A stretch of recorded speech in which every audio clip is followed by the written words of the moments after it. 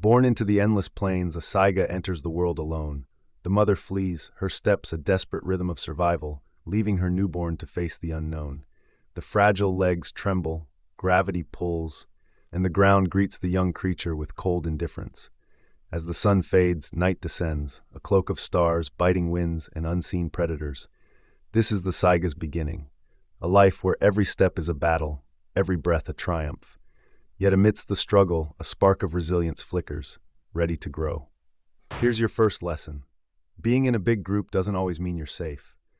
Nope. For predators, it's like walking into a giant buffet. Wolves don't even have to work hard. They just pick their favorite snack. You still try to stand on your wobbly legs when you hear it, the first howl. All the other babies freeze, hoping the wolves won't see them. And you try to stay still too, but your tiny heart is beating so loudly, it feels like even the wolves can hear it. And guess what? They do. Suddenly, the wolves are running straight at you, their sharp teeth flashing. The ground shakes with panicked hooves, and everything around you turns into a blur of fear and snapping jaws. Somehow you manage to keep running. You zigzag through the herd, dodging danger at every turn. Finally, the wolves give up, and for the first time, you can catch your breath. But just when you think you're safe, you catch your reflection in a muddy puddle, and what you see makes you stop. That face. What is that thing on your nose? It's huge, lumpy, and kind of funny looking, like someone stuck a half-inflated water balloon on your face. But don't laugh. This nose is your secret weapon. It filters out the dust storms that sweep across the steppe and warms up icy air before it reaches your lungs. It's weird, sure, but it's also a lifesaver. Still, it's not exactly winning you style points. While other animals get sleek fur or cool antlers, you're stuck with this giant schnoz. And don't even think about impressing a mate with it. What's your best pickup line supposed to be? Hey, want to sniff some grass together? Yeah, real smooth. Fast forward a few weeks, and you've survived the wolves. Congrats, but don't get too comfortable. Now the skies are hunting you. Now you're on the radar of golden eagles. These flying death machines patrol the skies, scanning the steppe for slow-moving snacks like you. You spot a shadow overhead. You freeze. You see above and think, maybe it's a cloud, right? Nope, dude. It's an eagle diving straight at you, talons out. With wingspans as wide as your life expectancy is short, they dive bomb you with laser precision. You try to run, but your stubby legs don't stand a chance. Boom! Another cousin bites the dust. And when the eagles aren't hunting, the wolves are back again, and you're like, not again. They prowl the herd's edges like ghosts, their eyes glowing in the night. You huddle with the others, shivering not just from the cold, but from the thought, who will they take next? Want to know something more? Golden eagles don't always kill their prey instantly. They'll drag you across the steppe, dropping you repeatedly to ensure you're tenderized before dinner. Brutal, right? But wait, it gets better. Wolves? Oh, they don't just chase you down. They employ pack tactics, isolating the weakest members. It's like they've read a manual on how to hunt Saigas 101. But hey, predators aren't your only problem. Why not talk about the migration season where surviving becomes a nightmare-level video game, and only you're the underpowered character in a world filled with overpowered bosses? Saigas, being migratory animals, undertake grueling treks across vast, desolate steppes. These migrations aren't just scenic hikes, they're battle zones. Imagine traversing hundreds of miles with predators lurking at every turn. It's a race against time, hunger, and exhaustion, with eagles and wolves treating you like a moving buffet. And don't get me started on your herd. Instead of forming a united front, it becomes an every antelope for themselves chaos fest. Stampedes might seem dramatic, but they're as deadly as the predators. If you trip, good luck getting back up before either a predator or your panicked cousins crush you. But your life becomes a real nightmare when you're running out of places to run. Climate change is shrinking your already pitiful habitat, forcing you into closer quarters with other species, and not the friendly ones.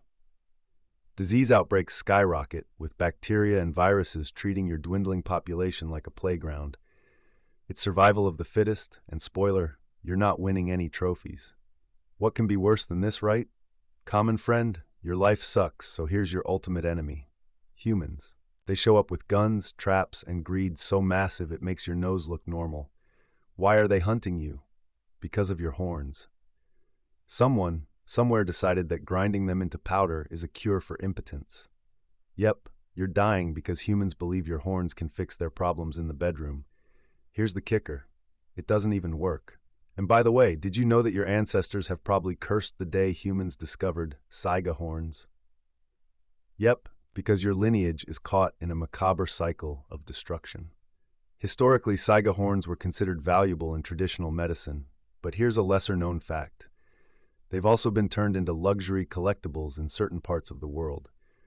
Imagine being killed not for what you are, but for what someone thinks you represent. Status, power, or just a misguided placebo. And speaking of being misunderstood, how about this? The overhunting during the Soviet era was so industrialized that saigas were harvested like crops. Entire migratory routes were mapped out for easy access, reducing your ancestors' chances of survival to almost zero. Now, add modern poaching to the mix, and you've got a recipe for annihilation. And let's not forget about the environmental carnage. The steppe might seem like an empty, unchanging plain, but human activity has turned it into a patchwork of farmland, oil fields, and highways. A single highway crossing a migratory path can disrupt thousands of saigas, forcing them to waste precious energy or get stranded in dangerous zones. Oh, and here's a cheerful tidbit. Climate change is creating more extreme weather patterns, turning your already hostile habitat into a death trap. Flash floods? Check. Droughts? Double check. Imagine surviving predators only to die of thirst because a river dried up or getting washed away by a freak storm. In 2015, disaster struck. A mysterious bacterial infection wiped out over 200,000 saigas in just 2 weeks. That's almost half your population gone overnight. Scientists think climate change played a role, messing with the bacteria in your bodies. But the truth is, no one knows for sure.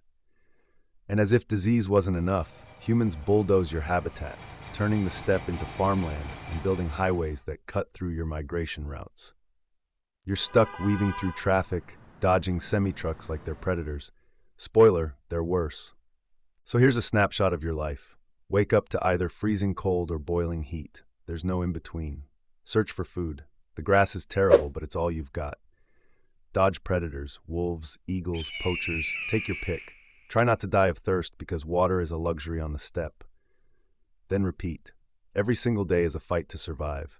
But still you're special because you're still here. Against all odds, you've survived 250,000 years, enduring ice ages, mass extinctions, and everything nature has thrown at you. You're tough, resilient, and downright ridiculous, but you won't survive humans unless they get their act together. Conservation efforts are underway, but they're slow, and time is running out. If you vanish, the world loses more than a species. It loses a living relic, a bizarre, wonderful reminder of evolution's creativity. You've defied extinction before, but now you need help. If humans don't step up, your story ends here. So as you take another step across the harsh, endless steppe, remember this. Your life may be a nightmare, but your survival is nothing short of a miracle. Living as a Saiga antelope really sucks, but it would suck even more when you have a great body, but you're protected by the government because everyone wants to kill you, especially humans. So, how does it feel when your useful body becomes your ultimate enemy? That's the life of a pangolin. Click to watch our video, Why It Sucks to Be Born as a Pangolin.